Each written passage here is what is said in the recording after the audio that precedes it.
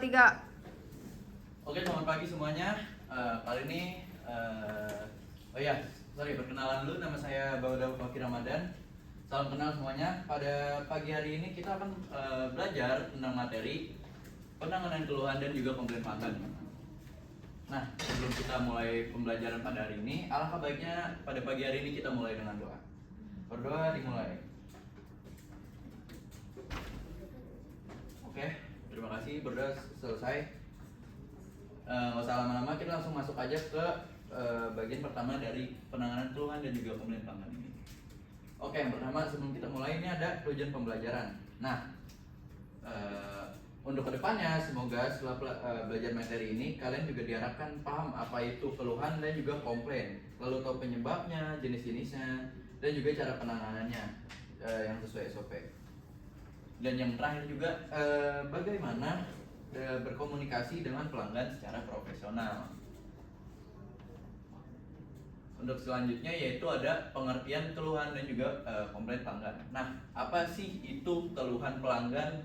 Nah, jadi keluhan pelanggan itu adalah ungkapan ketidakpuasan pada pelanggan pada layanan atau produk logistik yang diterima, misalnya keterlambatan, lalu barang rusak ataupun kesalahan alamat tujuan.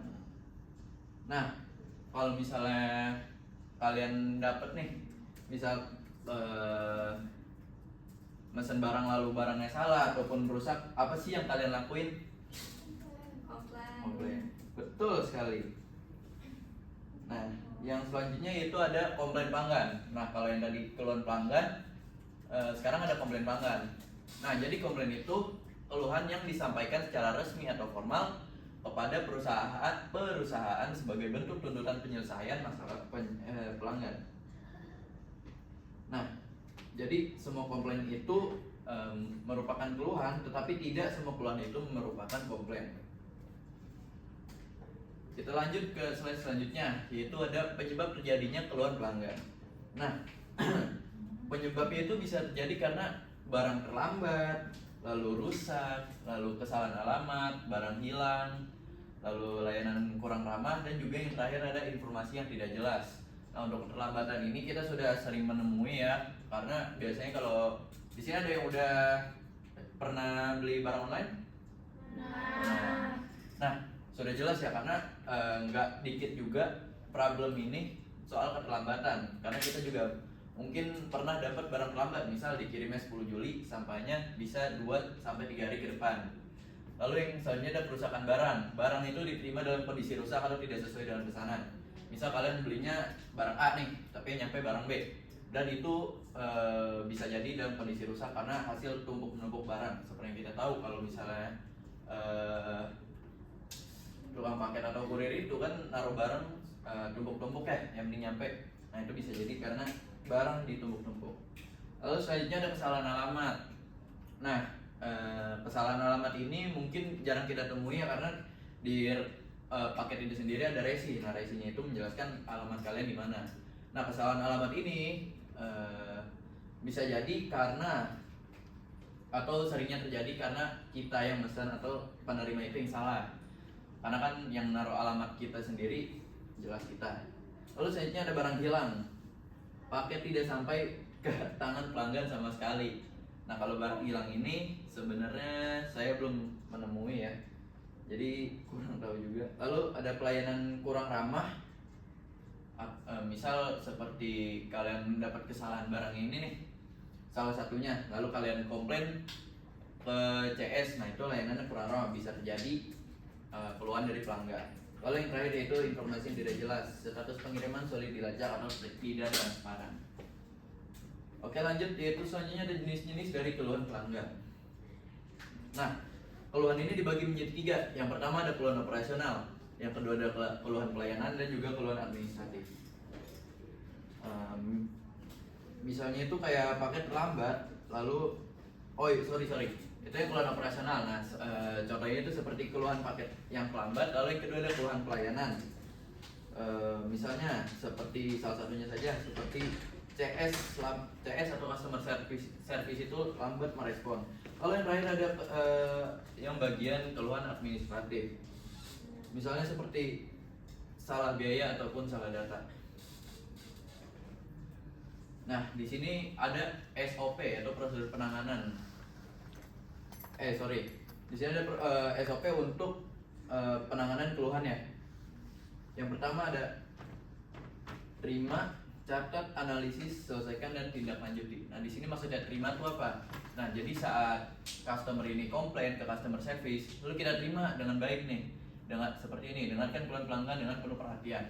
Lalu selanjutnya ada catat. Setelah diterima lewat call atau misal lewat chat jika bisa, lalu kita catat. Seperti misal ada nomor, kan biasanya di customer service itu ada nomor pelanggan komplain gitu ya. Seperti misal saya pernah waktu itu komplain ke BNI karena tidak keluar duit ya setelah ngambil. Lalu itu ada nomor pelanggan, bukan pelanggan untuk keluhan ya. Nah, seperti itu. Lalu analisis. Nah, analisis ini bisa bisa disebut juga sebagai evaluasi ya untuk keluhan-keluhan yang sudah diterima. Lalu selanjutnya ada selesaikan, sudah pasti diselesaikan dan ditindaklanjuti. Nah, selanjutnya ini ada etika komunikasi dalam penanganan keluhan. Nah, saat menghadapi pelanggan itu kita harus empati, sopan, responsif dan tetap profesional. Walaupun pelanggan sedang emosi, walaupun pelanggan sedang emosi itu intinya kita jangan ikut emosi ya, karena sudah pasti pelanggannya akan tambah marah pada kita. Nah, oke, segitu aja kali ya untuk etika. Nah, selanjutnya ada langkah-langkah untuk memberikan solusi. Nah, langkah yang pertama sudah pasti untuk ucapkan permintaan maaf dan tunjukkan pengertian atas ketidaknyamanan pelanggan yang sudah komplain. Lalu yang kedua ada konfirmasi ulang detail permasalahan agar tidak terjadi kesalahpahaman terhadap customer. Dan yang ketiga untuk menawarkan solusi yang konkret sesuai SOP seperti ganti rugi, pengiriman ulang, dan yang lain-lain ataupun refund sama aja. Dan yang keempat ada memberikan estimasi waktu penyelesaian yang jelas dan juga realistis. Maksudnya apa? Maksudnya itu secara transparan kepada customer. Sebagai customer service kita harus memberikan hal yang pasti kepada customer itu sendiri agar customer merasa nyaman terhadap pelayanan kita. Dan yang terakhir adalah pastikan pelanggan puas dan lanjut. Lakukan konfirmasi akhir dari penyelesaian. Selanjutnya ada dokumentasi dan juga tindak lanjut keluhan. Nah, setelah masalah selesai itu jangan lupa didokumentasikan. Tujuannya apa? Tujuannya supaya ada bukti, bisa dievaluasi dan kejadian yang tidak terulang kembali.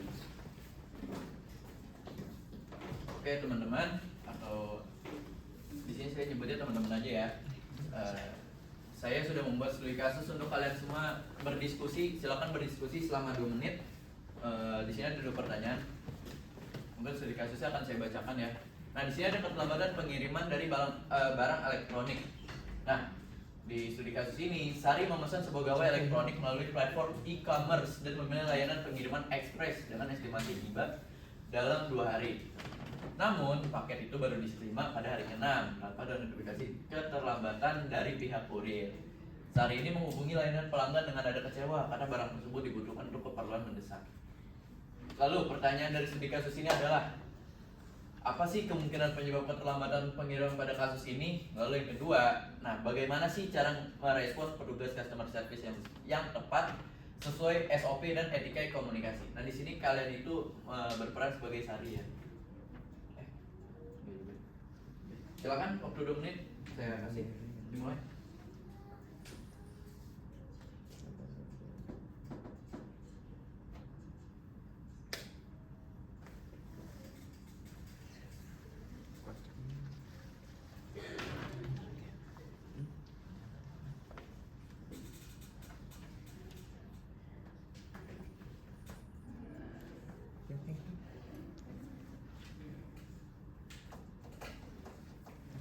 Oke, 2 menit sudah berlalu. Mungkin ada yang bisa jawab dari kalian semua?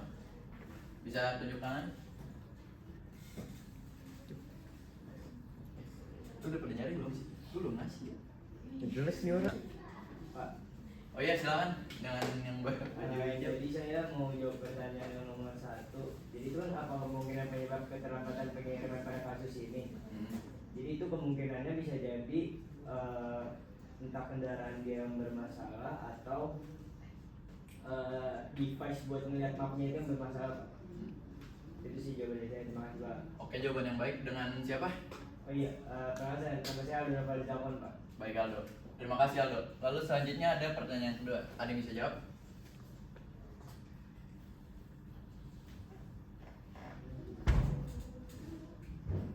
Jawab boleh. Oke, karena studi kasus sudah dipecahkan oleh anak-anak sekalian, selanjutnya ada kesimpulan daripada materi kita hari ini. Nah, penanganan keluhan dan juga komplain pelanggan dalam bidang logistik itu mencakup pemahaman penyebab keluhan yang mencakup seperti keterlambatan, kerusakan barang, kesalahan alamat, hingga pelayanan yang kurang komunikatif. Nah, pengenalan jenis-jenis itu seperti operasional, pelayanan serta administratif. Dan juga penerapan prosedur SOP yang sistematis mulai dari menerima, mencatat, menganalisis, menyelesaikan hingga menindaklanjuti setiap keluhan dengan dilandasi etika komunikasi yang empatif, sopan, responsif, dan juga profesional. Melalui studi kasus juga yang seperti yang tadi kita lakukan, serta dokumentasi dan juga evaluasi yang konsisten, peserta didik dilatih untuk mampu memberikan solusi yang tepat dan memuaskan pelanggan sehingga siap menjadi tenaga kerja logistik yang kompeten secara teknis. Oke, mungkin ada pertanyaan? Ya. Cukup, Pak. Cukup ya? Oke, terima kasih semuanya untuk sore hari ini. Sebelum saya tutup pembelajaran hari ini, mungkin kita bisa baca doa ya, karena tadi pembukaan kita sudah berdoa. Untuk penutupan juga kita berdoa. Berdoa dimulai. Baik, berdoa selesai. Oke anak-anak, pelajaran hari ini dicukupkan dulu. Wassalamualaikum warahmatullahi wabarakatuh. Waalaikumsalam